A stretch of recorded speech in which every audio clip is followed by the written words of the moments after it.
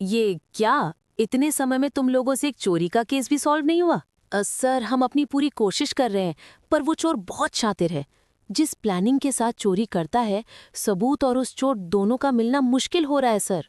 बचपन से चोर पुलिस खेलते हुए प्रीतो आज सच में एक पुलिस अफसर बनकर अपना सपना जी रही होती है, जब तक कि चोरी वाला केस उसके पास नहीं आता। खड़ूस बहुत परेशान कर रहा है ना? कहो तो टपका दूं। आइडिया बुरा नहीं है, लेकिन फिर चोर कभी पकड़ा नहीं जाएगा। अरे इतनी टेंशन मत लो ना, आई एम टेलिंग यू, एक सबूत मिला नहीं कि चोर जेल में होगा। अब चोर को पकड़ने की बात प्रीतो ठान लेती है और लग जाती है काम पर, जिसके कुछ दिनों बाद मार्केट की सबसे बड़ी ज्वेलरी शॉप पर चोरी की खबर आती है, जिसे सुनते ही प्रीतो वहां पहुंचकर अपनी जांच शुरू कर देती है। मैडम, वो हमारी दुकान का सबसे महंगा 1 करोड़ का 9 लक्खा हार है। इतना महंगा हार मतलब किसी सेफ जगह ही रखा होगा ना? हाँ, रखा तो था, लेकिन एक कस्टमर के आने पर सर ने उसे बाहर निकलवाया था और उसी वक्त पता नहीं कहाँ से पूरी दुकान में धुआं ही धुआं हो गया। थोड़ी देर में जब सब ठीक हुआ तो देखा तो हार ही गायब था। प्रीतो वहां मौजूद सब लोगों की तलाशी लेने लगती है, पर कोई सबूत नहीं मिलता। इस बात को महीने बीत जाते हैं, जिसमें कई बड़ी जगहों पर दूसरी चोरियां भी हो चुकी होती हैं, लेकिन एक भी बार प्रीतो को चोर का कोई सुराग नहीं मिल पाता, जिससे परेशान प्रीतो केस छोड़ने की बात सोचती है। एक चोरी का केस सॉल्व नहीं कर पाने पर केस छोड़ देना, अब इससे ज्यादा शर्मनाक क्या हो सकता है? शायद मेरा इस वक्त तुमसे शादी के लिए पूछना। अब वो तुम पर डिपेंड करता है कि तुम ना बोलकर शर्मिंदा करोगी या हाँ बोलकर खुश करोगी। अनुज से बहुत प्यार करने की वजह से प्रीतो तुरंत हाँ बोल देती है। कुछ ही दिनों में दोनों की शादी हो जाती है। ससुराल पहुंचकर भी प्रीतो की खुशी का ठिकाना नहीं होता। तभी एक रात उसकी पहली रसोई के बाद ससुर जी प्रीतो को 9 लक्खा हार गिफ्ट करते हैं, जिसे देखकर वो हैरान रह जाती है। तुम्हारी सास ने अपने लिए बनवाया था, लेकिन ये तुम पर ज्यादा अच्छा लगेगा, वो मनी मन सोचती है।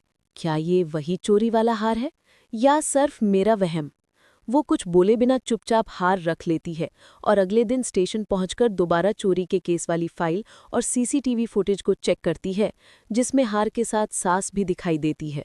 शक सही था, चोरी वाला हार ही है, और देखो तो चोर भी सामने ही मौजूद है। इसी शक के साथ प्रीतो घर वापस आकर सीधा सास को कन्फ्रंट कर देती है। मुझे तो लगने लगा था कि कभी पूछोगी नहीं। वैसे पता नहीं था कि तुम्हारा कंप्यूटर इतना स्लो है। एक औरत को ढूंढने में भला कोई इतना समय लगाता है? ओह, सॉरी, लेकिन आप फिक्र ना करें, अब उस औरत को जेल के अंदर डालने में ज्यादा समय नहीं लगाऊंगी। बिल्कुल बिल्कुल, बस तुम्हारी लाइफ से ज्यादा समय नहीं लगेगा। सास की बातों से प्रीतो कंफ्यूज हो जाती है, जिस पर वो उसे सीसीटीवी फुटेज दोबारा देखने को बोलती है, जिसे देखने पर प्रीतो को समझ आता है कि सास उसमें कहीं भी चोरी करते हुए दिखाई नहीं दे रही और बिना सबूत के प्रीतो कुछ कर भी नहीं सकती। प्लान तो अच्छा किया था, लेकिन एक दिन तो कोई गलती होगी ना, और तब मैं आपको जेल में जरूर डालूंगी। मुझे पता है एक दिन तुम्हें सच्चाई जरूर मिलेगी, लेकिन जेल जाना? इस सबको एक चैलेंज समझकर प्रीतो काम पर लग जाती है, जिसमें वो पुराने केसों की दोबारा जांच से लेकर हर समय सास पर कड़ी नजर रखने तक के सारे काम करती है। फिर भी उसे सास के खिलाफ कुछ नहीं मिलता। इतनी सारी चोरियां और एक भी सबूत नहीं, ऐसा कैसे हो सकता है? यहाँ प्रीतु पुराने केस में उलझकर सबूत ढूंढ रही होती है, और दूसरी तरफ शहर में बड़े नेता के घर करोड़ों की ज्वेलरी के साथ पैसे और न जाने कितनी चीजों की चोरी हो जाती है, जिसे सुनते ही प्रीतो सास के पास पहुंचती है, जो घर में बैठी टीवी पर वही न्यूज देख रही होती है। नेता? अब कोई दूसरा नहीं मिला? पता भी है कि वो कितना खतरनाक इंसान है। लोगों के पैसे और सुकून लूटकर शांति से सो रहा था, इसलिए मैंने सब वापस ले लिया। ओह अच्छा, इतनी चोरियां करने के बाद अब आपको लोगों की फिक्र होने लगे। प्रीतु की बात का कोई जवाब दिए बिना सास चली जाती है, लेकिन सास की बातों से कंफ्यूज्ड प्रीतो सोच में पड़ी दोबारा स्टेशन पहुंचती है तो उसके दिमाग की घंटी बजती है। 1 मिनट, मम्मी घर में टीवी देख रही थीं।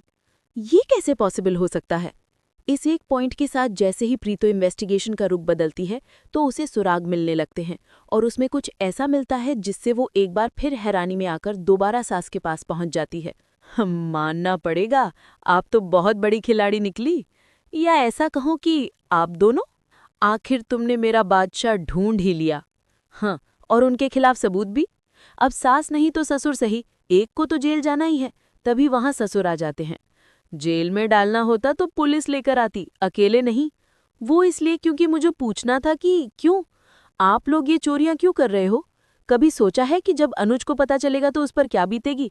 प्रीतो ये सब बोल ही रही होती है कि टीवी पर एक और चोरी की न्यूज़ आने लगती है, जो इस बार कमिश्नर ऑफ पुलिस के घर हुई होती है। कुछ देर पहले पुलिस कमिश्नर के घर हुई 10 लाख की चोरी। सुनने में आया है कि चोर ने सिर्फ 10 लाख रुपए लिए, लेकिन और किसी दूसरी चीज को हाथ भी नहीं लगाया। आखिर उन 10 लाख में ऐसा क्या था? क्या ये सिर्फ कोई आम चोरी है या कोई मिस्ट्री? आप दोनों यहाँ हो, फिर ये चोरी?